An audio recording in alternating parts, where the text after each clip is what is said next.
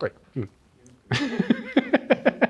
አሪፍ ዓለም ላይ ያለውን እንዳለ ሽልማት መብላት ፈልጋለሁ።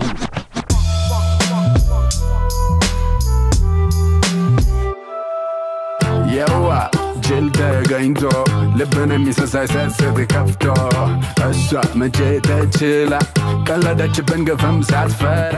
የዘፈን ሀሳብ የሚመጣልኝ ከኖርኩት ወይ ደግሞ ሰው ላይ ካየሁት ወይ ደግሞ አንዳንዴ እንደዚሁ ኢንስፓየር የሚያደርጉ ታሪኮች ትሰማለህ ወይ ደግሞ ቢሆን ብለህ የምትመኛቸው ነገሮች ይኖራሉና የዘፈን ሀሳብ የሚመጣልህ ከተለያየ አቅጣጫ ነው።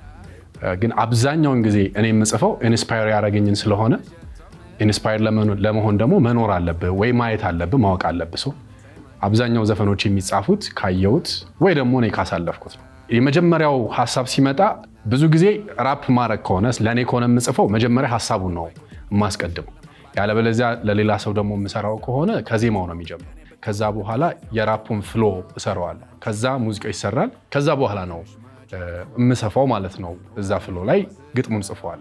የመጀመሪያው ሀሳብ ሊበላ የሚለው ሀሳብ የመጣው ብዙ አጠገብ ካሉ የተበሉ ሰዎች ሮሮ ውስጥ ነው የተወለደው። ግን ሊትራሊ የመጀመሪያ የጻፍኩበት ቀን የምርጫ ውድድር ነበር። የምርጫ ውድድሩ ላይ ሁሉም እየወጡ እንትን ይላሉ። ምንድነው እኔ እንዲያረግላችኋለሁ እኔ እንዲያረግላችኋለሁ ይላል። አብዛኛው የህይወታችን ጉዳይ ሁሌ ፕሮሚስ የሆነ ቃል ይገባልንና ያ ቃል የተገባው ነገር ሳይሳካ መኖር ነው ሁሌ እና ያ በጣም ኢንስፓየር አደረገኝና ኦኬ ተበላ ልቡን ሰጥቶ የምትለዋን ፓርት ጻፍኳት። ከዛ በኋላ ሊበላ ተሰራ። መጀመሪያ ለኔ አይደለም የጻፍኩት፣ በሴት ነበር ሊሰራ የታሰበው። ወንድ ልጅ በጣም ፎጋሪ ነው ስለሚባል ማለት ነው ብዙ ጊዜ የሚበላው እሱ ስለሆነ መጨረሻ ላይ ወደ እኔ ዞረ፣ ወደ ወንድ ዞረና ተሰራ ማለት ነው። ለሐቅፍቅር ለቢያንጀቴን ብቻት ብሰጥሽ ምንም አይቆጭም ብሾም ብሸልምም ባለክስሽ ሳንፎካከር እዚህ እዛ ማለት ከቶ የኔ ብትሆኝ ልብሽ ይዘው ማንዱ መርቶ። ሊበላን ብዙ ጊዜ ሰው ሲሰማው የሚያስበው የሆነ ወንድ የሆነችን ልጅ ምናምን ቀርቦ ብሬን በላችሁ አይነት ነገር ነው ሀሳቡ የሚመስለው። ፈጽሞ እንደዛ አይደለም። ግጥሙን በደንብ ከተሰማ ስላይክ ለምንም ነገር ልብ አይሰጥም ነው፣ ሙሉ ለሙሉ ልብ አይሰጥም ነው የሚለው። የመጀመሪያዋ ቃል ምንድነች? የዋ ቂል ተገኝቶ ልብን የሚሰጥ ሳይሰስት ከፍቶ እሷ መቼ ተችላ ቀለደችብን ግፍም ሳትፈራ የሚል ነው የመጀመሪያው። ግፍ ለማይፈራ ሰው፣ ሰውን ማሰቃየት ወር የሆነ መብላት ለለመደ ሰው ልብ በደንብ ተከፍቶ አይሰጥም ነው። ሶ የተበላው ልብን እንጂ ብር አይደለም። ልባችሁን ሙሉ በሙሉ ከፍታችሁ ከፈጣሪ ውጪ ለማንም አትስጡ። ከዘፈኑ የሚመቸኝ ቦታ ማለት ነው ግን አንቺዬ እግርሽ መች አልፎ ወዲህ ነው ስለው ሄዷል ወዲህ አልፎ የምትል ፓርት አለች። በጣም ነው የምትመቸኝ ማለት ነው። ላይክ አንደኛ ይሄ የአኒሜሽን አይነት እንትን ነው ሀሳቡ። የሆነችን ሴት ወደዚህና ወደዚህ እያለ የሚከተል የሆነ ወንድ ብላችሁ አስቡት እና እሱ ፓርት በጣም ይመቸኝ። ከኔ ከዛ ከሱ ነች መታመኗን ጥላለች። የዋ ሞኙ ተገኝቶ ተበላ ልቦን ሰጥቶ።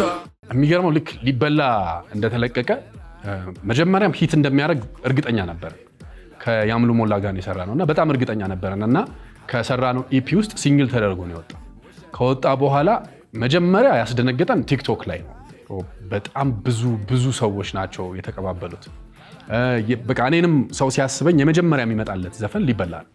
የሙዚቃ ካሪየሬን በደንብ ወደፊት ገፍቶታል ብዬ አስባለሁ። ያው ግን ኢትዮጵያ ውስጥ አንድ የተለመደ ነገር አለ። የሆነ ዘፈን ፌመስ ከሆነ ከሱ ጋር ነው አሶሲየትድ የምትደረገው እና እሱን ላይ አሁን ትሰብርበታለህ አትሰብርበትም ሌላ ጥያቄ ነው። ግን ለእኔ በቃ the most successful ሶንግ እስከዛሬ ከሰራሁት ውስጥ እዝ ሊበላ ሰው በጣም ብዙ ነገር ነው ያገኘሁበት ብዬ አስባለሁ።